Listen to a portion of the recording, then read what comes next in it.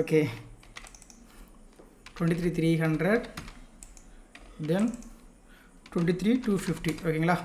So எக்ஸாக்டாக பார்த்தீங்கன்னா இப்போ இல்லை, இதுக்கு முன்னாடி இருக்க மார்க்கெட் இருந்தது பார்த்தீங்களா இந்த பிளேஸ்.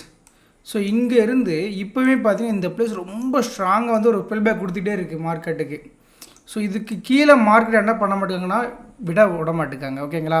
ஸோ அது இல்லாமல் டே சார்ட்லேயுமே பார்த்தீங்கன்னா லாஸ்ட் 3 டேஸுமே பார்த்தீங்கன்னா நியரஸ்ட் இந்த ரேஞ்சஸ்குள்ளே தான் உங்களுக்கு க்ளோசிங் இருக்குது.